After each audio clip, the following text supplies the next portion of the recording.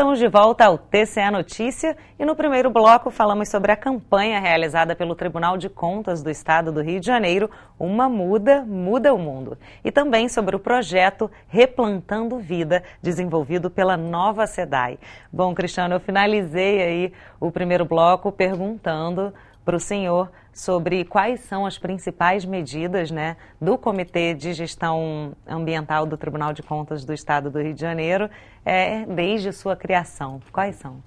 Bom, a nossa principal meta é desenvolver projetos, né, para adesão à A3P, a Agenda Ambiental na Administração Pública. Né? E diante disso, foi realizado um curso conjuntamente ao INEA, e nesse período foi feito um curso conjuntamente com ao INEA e para desenvolver metas, né, para adesão à A3P. E, inclusive, a minha proposta de adesão foi em relação à gestão de resíduos orgânicos, com a inserção da compostagem nas instalações do Tribunal de Contas do Estado. Uhum. E qual é o prognóstico, falando com o senhor agora, para o Brasil, de um modo geral e em particular para o Estado do Rio de Janeiro, em relação à conservação dos mananciais? Como eu cheguei a falar no bloco anterior, nós somos 7 bilhões de indivíduos nesse planeta. Desses 7 bilhões de indivíduos, 1,5 bilhão desses não têm acesso à água tratada, algo em torno de 22%. Agora é importante que a gente diga também que nesse universo, desse nosso mundinho, 12% da água doce do planeta está em território brasileiro. 12%. Nós temos uma população de 200 milhões de habitantes. Então isso seria mais do que suficiente para atender a todo o povo brasileiro. Só que aí entram algumas questões que têm que ser analisadas. A grande oferta de água hoje no nosso território está na região norte, onde a população é muito pequena. No Nordeste, já historicamente, a gente sabe que é uma região árida, difícil, e nesses últimos anos com pouca precipitação de chuva. E a região Sudeste crescendo, que é a região onde está concentrada a maior população do país. O Rio de Janeiro está nessa região Sudeste. E é um estado considerado abastecido por um só rio, que é o Rio Paraíba do Sul. Então, o que há de se fazer, né? Principalmente os fluminenses, os cariocas, os mineiros e os paulistas que dependem? Tratar muito desse rio, cuidar muito bem dele, evitar o despejo de esgoto, porque é mais triste do que você, como diriam, cuspir no prato que come, sujar a água que você bebe. Então a gente tinha que ter esse sentimento de preservar essa única riqueza hídrica que a gente tem. E existe também, você se fizer uma rápida leitura sobre o que está acontecendo em São Paulo, tudo é escassez, mudou o regime de chuvas aqui. Há uma década isso vem mudando. Quanto tempo vai demorar a gente não sabe.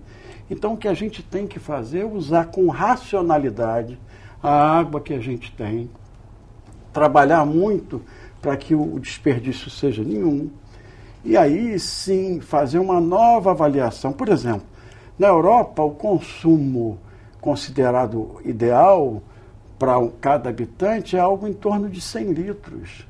Aqui a gente calcula no Rio de Janeiro 250. Então a gente tem que pensar nesse uso de uma forma racional. Me dói o coração quando eu passo e vejo alguém lavando a calçada com uma mangueira, quando vejo a água correndo sem nenhum tipo de utilização, porque essa água vem desses mananciais, dessas represas que a gente vê na televisão, dizem que estão secando. Então, se a gente usa menos, elas podem ficar um tempo maior represadas. Tudo é um processo que a conscientização das pessoas é a palavra-chave. E eu estou gostando desse momento, apesar de duro, de dolorido para todos nós, mas onde as pessoas estão fazendo as reflexões, inclusive as pessoas que vivem na área rural. Uhum. Agora, em relação à água ainda, né? A gente ouve muito dizer que daqui a 50 anos faltará água potável, né? No mundo, inclusive. O senhor acredita que isso é verdade ou é um alarde? São estudos. Né? Mas, ao mesmo tempo, é um toque, é um sinal. Nós temos 50 anos de trabalho para evitar que isso aconteça de uma forma tão trágica como todos os cenários são colocados. 50 anos a gente cuidando bem desse ambiente, da natureza, é uma possibilidade que a gente tem de reverter, porque é muito mais fácil você cortar uma árvore, concretar uma área, do que você plantar uma e esperar ela 20, 25 anos crescer. Uma árvore, em média, demora 25 anos para chegar a um estado de árvore adulta. Tá certo? Isso hoje não é mais uma geração, mas é meia geração. Então, esses 50 anos é justamente o tempo que eu sinto que a gente tem para atuar nessa área de uma forma mais intensa e deixando a marca. Porque a marca da nossa geração, da anterior à nossa, era dizimar. Até as leis diziam o seguinte: você tem uma área, para ela ser tua, ela tem que estar limpa. Para ela estar limpa, ela tem que estar sem árvore. Hoje não. Hoje a legislação mudou. Muitas mudanças estão acontecendo e estão norteando um caminho interessante. Mas não adianta só a lei, não adianta o papel. Adianta a vontade de cada um. E isso eu tenho visto na rua, de que é um sentimento hoje coletivo. A questão da conscientização também. Ela está... Meu filho tem 6 anos e ele já tem essa consciência. Só que é na dor, né? Verdade. O fato, mas de qualquer forma é a conscientização. Que pena que é nesse momento, né? É bem mais crítico que as pessoas começam a ter essa conscientização. Com certeza. E não anteriormente. Agora, falando um pouquinho do Tribunal de Contas do Estado do Rio de Janeiro, bom, o órgão já está fazendo, né, a sua parte por meio das ações aí do Comitê de Gestão Ambiental. Conta um pouquinho para a gente, vocês já conseguiram reduzir o papel, o consumo do papel, energia elétrica, água? Sim, nós estamos desenvolvendo ainda, né, indicadores de sustentabilidade. Mas diante disso, a Coordenadoria de Engenharia já noticiou que houve uma redução de cerca de 60% no consumo de energia elétrica. Né? E isso daí com a troca de lâmpadas, no caso das tradicionais para as lâmpadas de LED. Né? Então, isso daí foi uma questão muito importante na atuação do comitê ali no Tribunal de Contas. O consumo de papel também diminuiu bastante, né? Sim, com a inserção do processo eletrônico. A água também foi reduzida devido à troca das válvulas, né? São aquelas temporizadas, e além disso tem o fluxo duplo, né, dos vasos sanitários. Então isso daí está tendo um resultado significativo na redução da água, no baixo consumo, né, da energia elétrica no Tribunal de Contas. Fala um pouquinho sobre essa parceria aí do Tribunal de Contas do Estado com a SEDAI. Então, essa parceria, ela está aí há mais ou menos uns 3 anos, com a questão do plantio, né, dessas mudas doadas pela SEDAI, né, coordenada aqui pelo Alcione. Muito importante essa parceria, Alcione? Olha, eu fico muito feliz. O Tribunal de Contas, que nós estamos dentro de uma empresa pública, o Tribunal de Contas sempre quando procurou a gente foi no sentido de contribuir. É a questão do acompanhamento do processo, que envolve a liberação dessa mão de obra, que se envolve custos, orçamento. Então, o tribunal sempre foi parceiro. E nos surpreendeu quando a parceria cresceu.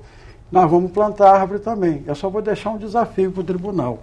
Ano que vem, em vez de 300, na próxima período da árvore, vamos fazer 600. Com então certeza. A gente cresce com essa parceria e são mais árvores plantadas. Bom, finalizamos aí com um desafio o programa e manda um recado para quem está nos assistindo, bem curtinho. Eu quero agradecer a todos, que todos reflitam sobre a necessidade da gente viver bem nesse planeta, tratando bem das coisas que, quando nós chegamos, já existiam e que nós não temos o poder de destruir. Pelo contrário, nós temos a responsabilidade de preservar, porque eu quero um mundo melhor para os meus filhos que já são adultos e para os meus netos que virão.